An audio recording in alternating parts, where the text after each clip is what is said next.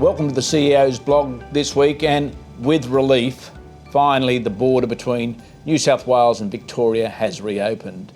When I say with relief, most of the feedback that we're receiving here at Harness Racing New South Wales is that we're free to travel from state to state. If you're unsure about anything, always contact our people here in the office, but it's open travel whilst ever the government allows.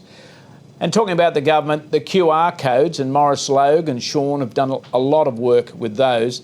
If a club out there or a trialling association doesn't have a QR code, hop straight onto the phone or an email to Morris and Sean. Then we have to remember that social distancing is the essence of everything we do in society, not only in harness racing. And we're working with government to try to reduce the 4 square metre down to 2 square metre so we can have more people on track and in the stables. But until that happens, we will have segregation and we'll have to keep our numbers under control. As I say every week, the essence of eradication, the essence of protection, the essence of minimisation of the risk to harness racing is social distancing and good hygiene and just simply following the protocols. So thank you everybody for the efforts that you have been putting in. Let's keep it up for a bit longer and hopefully we will get past where we are at the moment and we'll be back towards some sort of normality. As we all know, the Breeders' Challenge, the postponed series for 2020, has wrapped up with Wagga and Newcastle last week. Some fantastic racing, but what we will do now, Harness Racing New South Wales will go out to you, the participants, with conditions we propose for 2021, and we're asking for feedback. So please be proactive, don't become reactive after these protocols. Rather, these conditions have been released to you and the series is set in place. Race dates will come out very soon. Harness Racing New South Wales, because of delay at the national level, will issue a feature race list for the period January 1 through to June 30 as an interim step, so that you, the trainers and the owners, have some sort of guidance. But with the Breeders' Challenge, it was a fantastic event. We saw a good spread of winners right across New South Wales, and as we move forward, let's reflect on what we saw with the regional finals last Friday. Firstly, all congratulations and thanks to Sky Channel for the coverage of the regional finals, which were scheduled for Sky 1 for optimum viewing and wagering across both tracks. At Riverina Paceway, the track was on fire, with Jarula's Grin setting a new track record of 151.6 for owner-trainer Wayne White and driver Jason Turnbull in the 3-year-old Colts and Geldings. Adira for David Kennedy and Dean Sinofkis took out the 3-year-old fillies in a close finish. Steve Turnbull landed I'm Desirable, the winner of the 2-year-old fillies for owner John Starr. Whilst Gemma Hewitt, as the owner-trainer, took out the 2-year-old Colts and Geldings with Cashed Up, driven by her father, Bernie, in a quick 152.2. At Newcastle International Paceway, Michelle Lee Mack for trainer Kerry McDowell and driver Colin McDowell was an easy all-the-way winner of the 3-year-old fillies.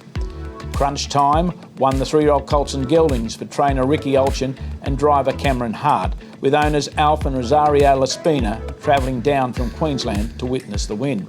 Locally trained filly La Cabeza Gem for father and son combination of Guy and Mitch Chappell won the 2-year-old fillies. Whilst Let's Get Rockin' closed out the New South Wales Breeders' Challenge for 2020 when the horse won the 2-year-old Colts and Geldings final for owners Tony and Darren Zeri, trained by Michael Doltoff and driven by Jack Callaghan. So again, congratulations to all the competitors in the Breeders' Challenge 2020. To all the winners, well done. Your awards have been certainly there for many times of frustration as we postpone this series and move through to a new time slot. That time slot will continue in 2021, but I revert to, we're going to put out those conditions, be proactive, not reactive, and make a comment when the opportunity arises in the next couple of weeks. Whilst we celebrate the Breeders' Challenge, of course, there are other highlights in New South Wales during the past week. First of which was the win by young Olivia Frisbee on 4 for the Road at Parks on Sunday night, trained by her father Nigel.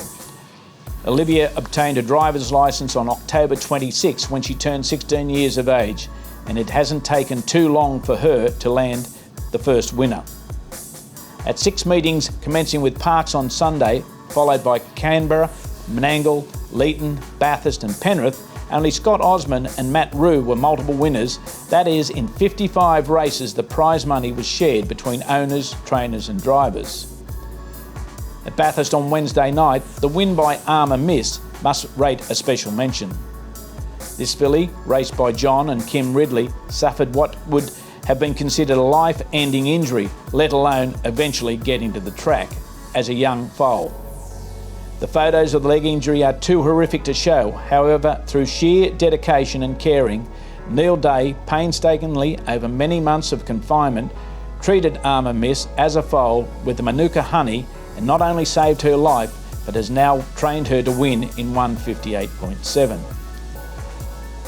Whilst at the Breeders' Crown meeting in Victoria, Zeus Bromack won for owners Lynette Philpott and David Hardy.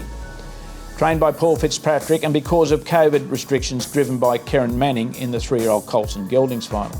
No Win No Feed, bred by Dr Reg Walsh, won the 4-year-old mares at Melton for trainer Craig Cross when driven by John Caldo. The last of the New South Wales Owners Association Members Bonus Races meeting will be conducted at Dubbo this Sunday. At Young last week, 5-star Retreat won the bonus for owner and breeder, trainer and driver Mick Sullivan at the very good odds of 25-1. Mick receives from the Owners Association $500 cash and from Australian Pacing Gold a $1,500 credit to invest in the 2021 yearling sale. Next week, we will give you an update on all the winners of the Owners Association Members Bonus, and I encourage you all to become a member of this association and any other association that's formed here in New South Wales, which will benefit you into the future. With only one meeting remaining in the November is Prostate Cancer Research Month at Tabcorp Park Menangle, the money raised so far has hit near $5,500. These funds will go towards prostate cancer research.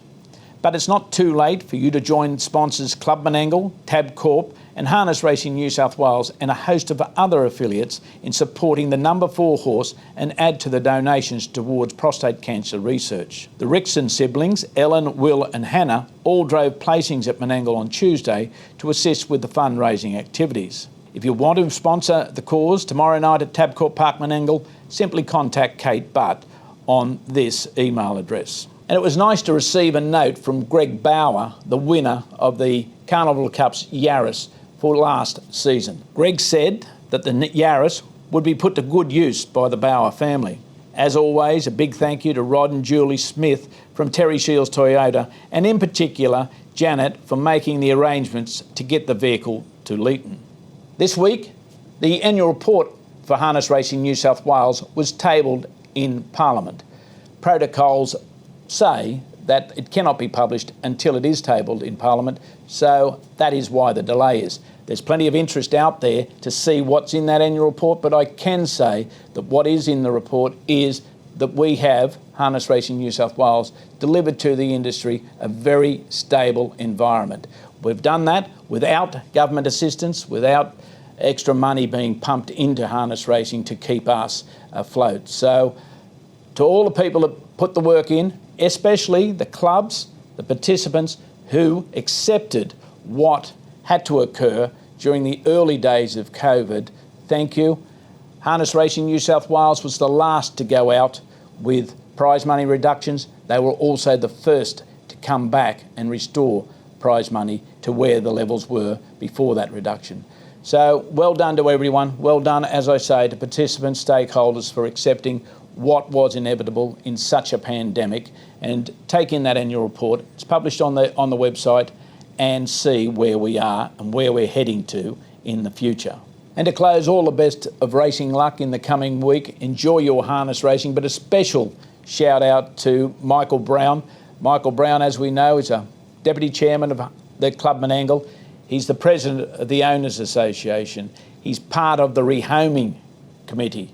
And also he's the driving force behind the Indigenous Drivers Series. Michael will be on the sidelines for some time after suffering a rather nasty injury from a fall last week. So our hearts go out to you, Michael.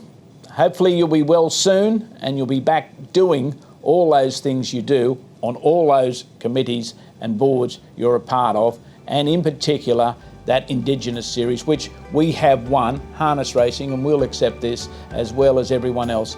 We have won so many awards for that particular initiative. That's it for the blog this week. All the best. As I say, enjoy your harness racing.